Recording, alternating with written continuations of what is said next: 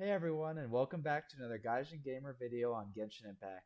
Today we'll be having a C-6 showcase on the Bomber Queen herself, Klee. We'll briefly discuss her attributes, her weapon, her artifacts, constellation, talents, and then we'll jump right into action. So first up, we'll discuss her stats. Right now, Klee's on 2 times attack power items, attack power percentage items, and 1 pyro percentage item. Currently, she has a decent amount of attack. Her elemental mastery is at 105. She's got great crit rate, mostly due to her weapon at 62.5%. Her crit damage is decent at 75.7%, but eventually I'll definitely want more crit damage. Her energy recharge is at 114%, and her pyro bonus damage is sitting at a whopping 135.4% damage. This is largely in part due to her weapon as well. So next up, we'll kind of briefly show what weapon I'm using. So we've got the Lost Prayer to the Sacred Winds at Refinement rank 5 and currently rank 80. Its bonus, it gives 532 base attack, and most importantly, it gives the crit 30.2% as a secondary. This is huge for any character to have a crit substat. It's just less that you need to have in subs, and you can it makes it easier to build your characters, in my opinion. And then the ability that it has is Boundless Blessing. Increases movement speed by 10%, which is always nice when in battle, and gain a 16% elemental damage bonus every 4 seconds, max 4 stacks. This is huge for main DPS like Catalyst users. Klee is the perfect example to use this on, and I can't wait for you to see the damage that I'm able to do later on in the video. So we'll kind of briefly discuss your artifacts. I kind of just want to go through these so you have some sort of frame of reference as to what you might want to build your Klee with. Currently, I'm on the Crimson Witch of Flame set. I do believe this to be Klee's best set. However, for Klee, the Lava Walker's Torment set, especially, well, only if you have the 4 set, is also not terrible as well due to it increasing damage against enemies affected by pyro by 35%. It's actually pretty decent. However, I built mine on the Crimson Witch set.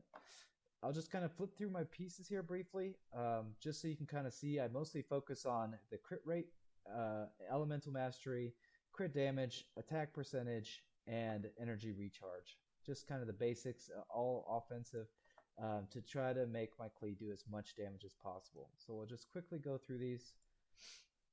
And then we have the cup is the only thing that's not part of the set.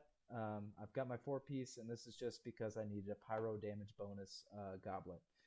So next up, we have her Constellations. So we'll go through these, starting with Constellation 1. Chain reactions. Attacks and skills have a certain chance to summon sparks that bombard enemies, dealing damage equal to 120% of sparks and splash damage. This is a great talent. I see this happen all the time, and it's just adding damage. So there's nothing terrible about it. If you pull Klee at Constellation 1, you're definitely going to see a difference with this talent. Next up, we have Explosive Frags. Here's where you can start to build Klee as more of a support type, in my opinion, than a main DPS if you so choose. Because this talent is being hit by Jumpty Dumpty's mines, decrease enemy defense by 23% for 10 seconds. Personally, I'll be using her with Diluc as like a combo wombo 1-2 punch combo breaker. Because what I plan on doing is utilizing this ability as well as her Constellation 6 to just maximize Big Daddy D's damage in conjunction, as well as just causing as much burst damage as I can when Klee's on the field. Next up, we have Exquisite Compound. Increases the level of Jumpty Dumpty by 3. Maximum upgrade level is 15. Like I said, for these talents that increase by 3, we don't really necessarily see them to their full potential yet. I can't wait to see these at max level of 15. Fortunately, it's kind of gated by, having to do weekly dungeons or events to get the materials needed to upgrade them past 10. So the next thing we have up is Constellation level 4, Sparky Explosion. If Klee leaves the field during the duration of Sparks and Splash, her departure triggers an explosion that deals 555% of her attack as AoE pyro damage. This ability is amazing. I can't tell you how amazing this ability is. You're just going to have to see it for yourself later in the video. This also allows Klee to become more of a support, as she can just toss out her ult, and then you'll switch back to Big Daddy D after throwing down Humpty Dumpty, reducing the enemy's defense, popping your ult as it increases the pyro damage later on of the entire party. And then this switching back to Big Daddy D, boom, does a huge hit.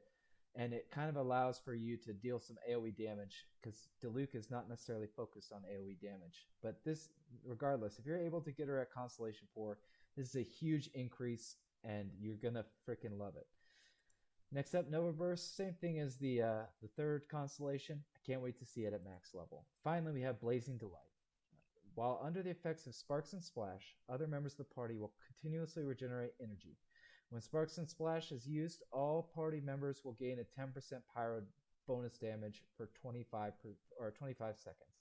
This is awesome because not only does it recharge all of your abilities, it also gives your party a pyro damage bonus buff.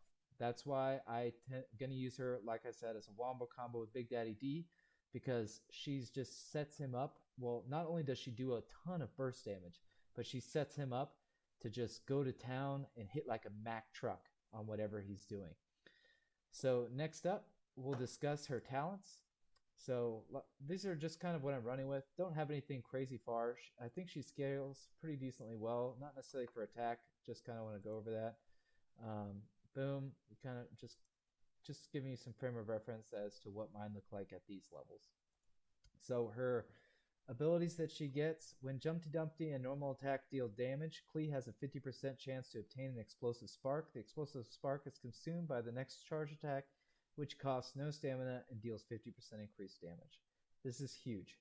When you see a little yellow spark flying above Klee, when you're next to charge attack, it's going to do 50% increased damage and halves the stamina cost is completely nullified. Klee hits like a Mack truck when this happens, and you definitely want to make sure you utilize that charge attack whenever you see that in combat. This potentially why people kind of shy away from Klee, because she does require a slightly higher skill cap because you have to be watching out for that constantly to really maximize potential.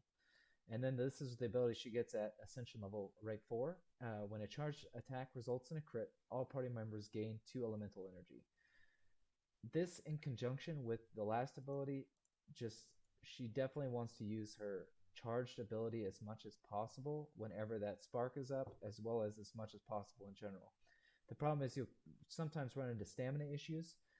Just be wary, there is such a thing as kind of canceling the animation as you're going through it, because it is sort of slow if you let it play out. I'll kind of show something later on in the video that causes that to happen, but that way you can adjust course and go from there. So next up, we'll discuss the party composition that I'm running for my showcase with Klee. So first up, we have Klee. Next up, we have Mona. Of course, she's awesome. She has that ability, that her Omen ability here for the Stellaris Phantasm. It just increases damage as well as causes a huge hit, a huge hydro hit as well. And then I also use her for the Vaporize mechanic with her E in conjunction with Klee's attacks.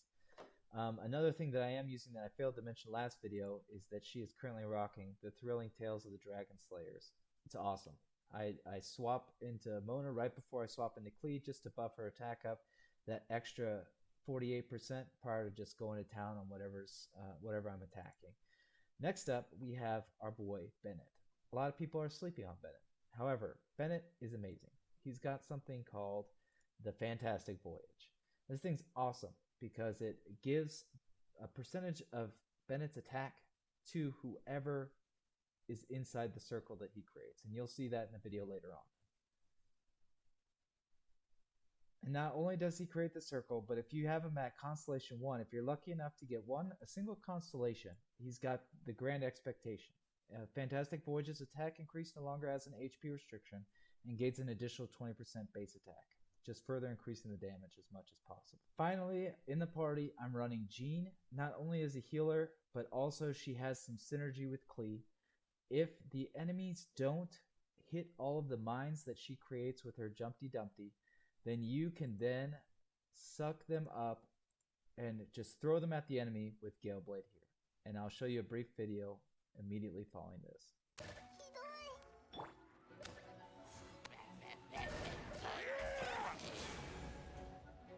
And now finally, on to the fun part. Let's blow some shit up.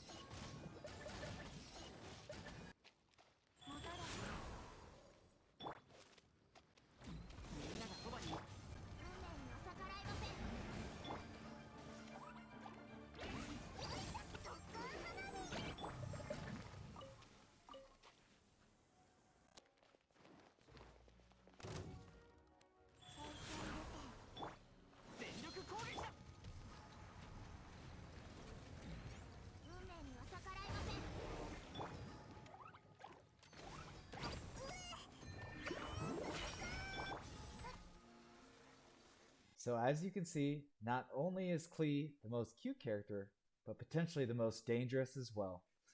I hope you guys enjoyed the video, and please like, subscribe, and comment below as to what content you might like to see in the near future. I'm thinking about doing a video with the Luke as well as Klee going full, exhausting their full potential on a dynamic team together. Anyways guys, I'm Genshin Gamer, signing out.